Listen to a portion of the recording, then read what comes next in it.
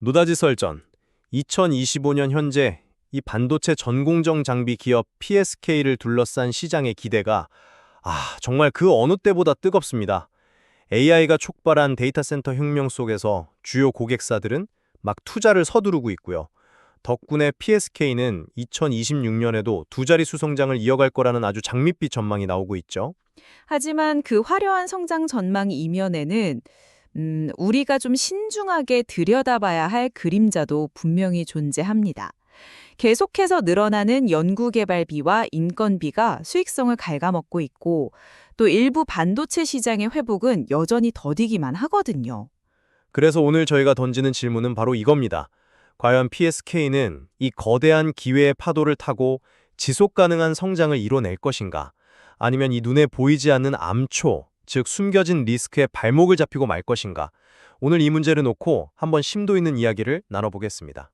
저는 PSK의 밝은 미래에 좀 무게를 두고자 합니다. 저는 그 성장 가도에 놓인 잠재적인 위험 요인들을 보다 냉철한 시각으로 짚어보겠습니다. 저는 PSK가 2025년 목표로 제시한 2020년 대비 10% 성장이라는 수치가요, 오히려 상당히 보수적인 목표일 수 있다고 봅니다.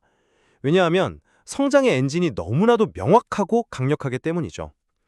가장 핵심적인 동력은 역시 고객사들의 멈출 수 없는 투자입니다. 국내 최대 고객사는 지금 심각한 디램 공급 부족, 이른바 쇼티지 상황에 직면해 있습니다. 이건 선택의 문제가 아니라 생존을 위해 투자를 할 수밖에 없는 그런 구조라는 뜻이죠.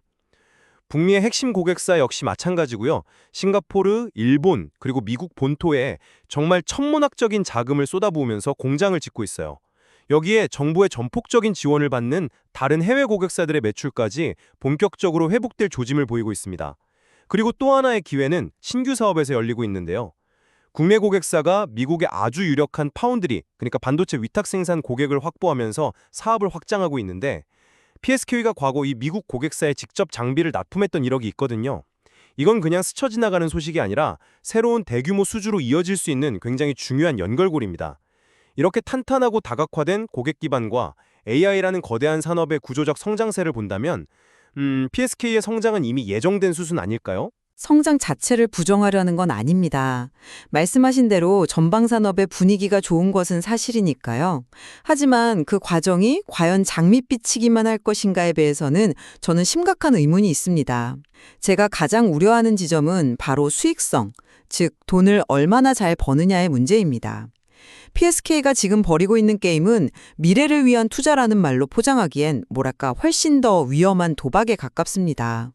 매출의 10%를 연구개발비, R&D에 쏟아붓고 매년 5%에서 10%씩 인력을 충원하는 정책을 고수하고 있죠. 이건 사실상 현재의 주주 가치를 담보로 미래의 기술 패권을 사오겠다는 선언이나 다름없습니다. 근데 문제는 그 미래가 언제, 어떤 형태로 올지 아무도 모른다는 데 있죠. 두 번째는 시장의 불균형입니다.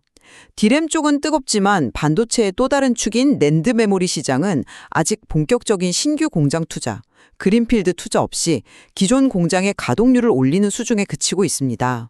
일본의 주요 낸드 고객사 역시 언제 투자를 재개할지 불투명하고요. 그리고 2024년 불과 1년 전만 해도 전체 매출의 30%를 차지하던 중국 비중이 지정학적 리스크로 인해서 현재 10% 내외로 급감했습니다. 이 거대한 공백을 다른 고객사들이 정말 완벽하게 메울 수 있을지는 좀 더 지켜봐야 합니다. 마지막으로 그 많은 돈을 쏟아붓고 있는 R&D의 결과물, 차세대 성장 동력으로 기대를 모았던 신규 메탈 엣지 장비 개발은 계속해서 지연되고 있고요. 결국 매출이라는 외형은 커질지 몰라도 늘어나는 비용과 더딘 시장 회복이 이익을 갉아먹으면서 속 빈 강정이 될 수 있다는 겁니다. 말씀하신 비용 문제나 준공 리스크는 물론 고려해야 할 변수입니다. 하지만 저는 그 리스크가 이미 시장에 충분히 반영되었고 오히려 PSK의 저력을 확인시켜준 계기가 되었다고 봅니다. 방금 고객 포트폴리오의 안정성에 대해 우려를 표하셨는데 불과 1년 만에 최대 매출처였던 중국 비중이 3분의 1로 급감했는데도 회사는 견조한 실적을 유지했습니다. 이게 무엇을 의미할까요? 다른 고객사들의 수요가 그만큼 강력해서 중국의 공백을 충분히 메우고도 남았다는 뜻입니다. 현재 포트폴리오를 보면 주요 국내 고객사가 약 25%, 북미 고객사가 한 20에서 25%, 또 다른 국내 고객사가 10에서 15%로 아주 고르게 분산되어 있어요. 이건 특정 지역의 정치적, 경제적 리스크를 효과적으로 분산시킬 수 있는 매우 건강한 구조라고 봐야죠. 잠시만요. 방금 그 포트폴리오를 안정적이라고 표현하셨는데 저는 그 단어에 동의하기가 정말 어렵습니다. 불과 1년 만에 회사 매출의 3분의 1을 차지하던 시장이 사라진 회사를 어떻게 안정적이라고 평가할 수 있나요? 그건 안정성이 아니라 오히려 지정학적 리스크에 얼마나 회사가 취약한지를 극명하게 보여주는 좀 공포스러운 사례 아닌가요? 지금은 북미 투자가 활발해서 그 공백을 메우고 있는 것처럼 보이지만 그 투자 역시 미국의 선거 결과나 글로벌 경제 상황에 따라 언제든 속도가 조절될 수 있는 변수입니다. 이건 마치 한 가게가 단골 VIP 손님 한 명에게만 의존하다가 그 손님이 발을 끊자 부랴부랴 여러 명의 신규 손님을 유치한 것과 비슷합니다. 당장의 매출은 유지됐을지 몰라도 가게의 근본적인 안정성은 완전히 다른 이야기가 된 거죠.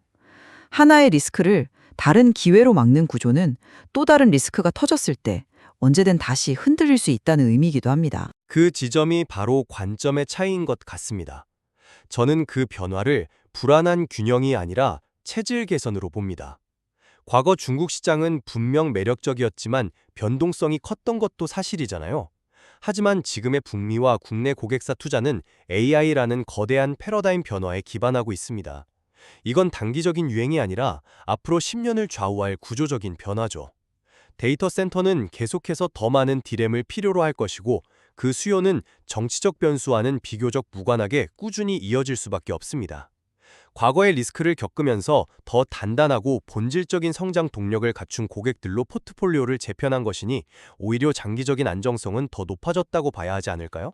그 장기적인 안정성을 담보하기 위해 현재의 수익성을 너무 크게 희생하고 있다는 점이 제가 계속 지적하는 문제입니다. 특히 그 엄청난 비용 구조 말입니다. 미래를 위한 투자라는 명분 아래 현재의 이익을 계속해서 깎아먹는 전략이 과연 언제까지 유효할까요? 하지만 기술 기업의 본질이 바로 그것 아닌가요? 현재에 안주하는 순간 미래는 사라집니다. 그 비용은 단순한 소모가 아니라 미래 시장을 선점하기 위한 가장 확실한 보험이라고 봐야죠. 지금 당장 디램 시장이 워낙 뜨거우니 디램 전용 장비를 더 고도화하는 데 R&D 역량을 집중하고 있고요. 그 결과로 성능이 업그레이드된 장비가 올해 안에 출시될 예정입니다. 내년 하반기에는 완전히 새로운 개념의 세정 장비도 시장에 나오고요. 이런 혁신적인 제품들이 모두 그 꾸준한 R&D 투자가 없었다면 불가능했을 겁니다. 단기적인 마진 몇 %와 미래의 기술 리더십을 맞바꿀 수는 없는 노릇이죠. 동의합니다. 하지만 시장은 이상이 아니라 숫자로 말합니다. 올해 3분기 마진이 개선된 것처럼 보여서 다들 환호했지만 그 속을 자세히 들여다보면 실상은 다릅니다. 2분기의 비용을 미리 많이 처리해버린 그런 회계적인 효과에 해외 매출 비중이 높아 환울덕을 본 게 굉장히 컸습니다. 근본적인 비용 구조가 개선되어서가 아니라는 거죠. 매출이 아무리 늘어도 이익으로 온전히 연결되지 못하는 구조라면 시장은 언젠가 그 성장에 대한 평가를 달리할 수밖에 없습니다.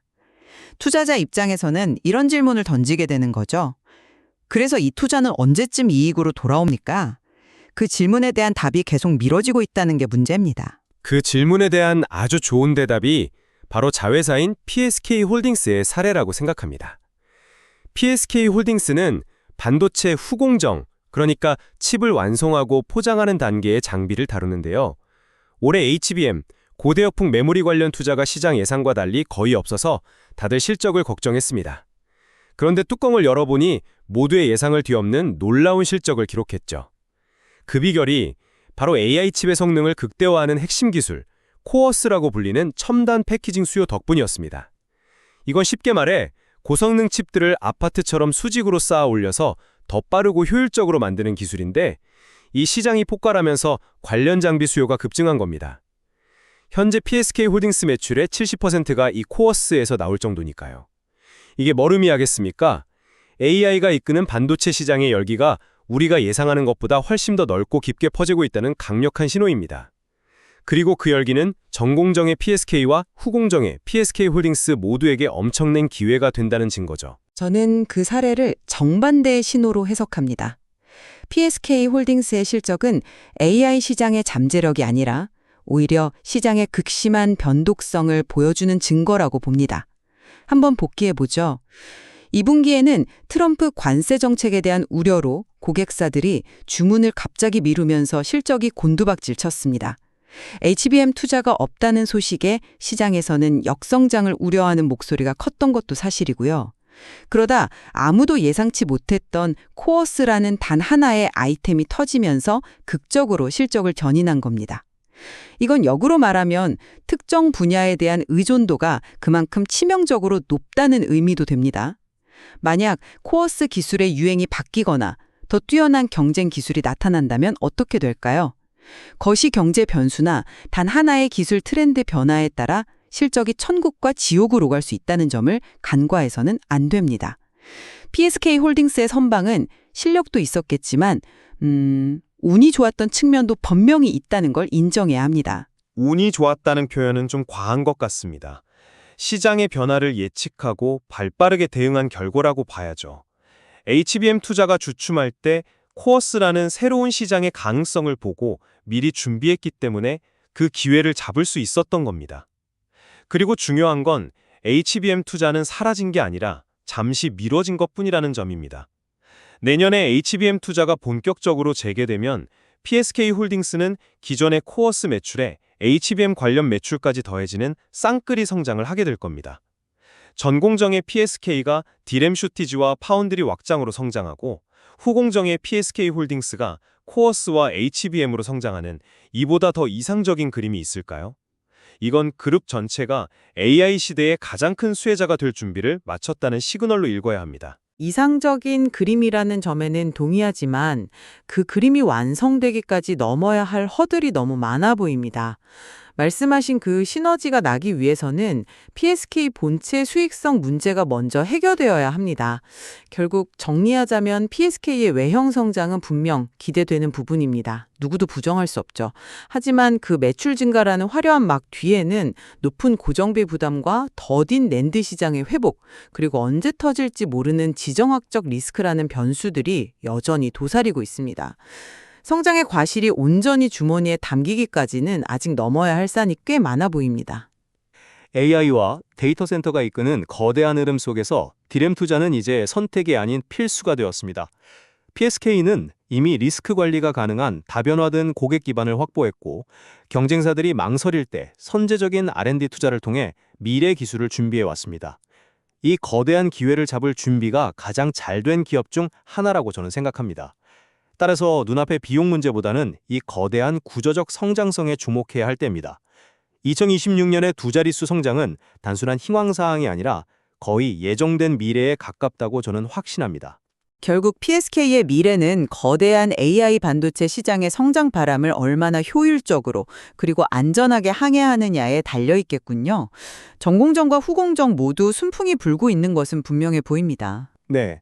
하지만 그 과정에서 마주칠 예기치 못한 파도를 어떻게 넘을 것인지, 또 성장의 과실을 어떻게 실질적인 이익으로 전환시킬 것인지 시청자 여러분께서도 앞으로 면밀히 지켜보셔야 할 것 같습니다. 이상 노다지설전기였습니다.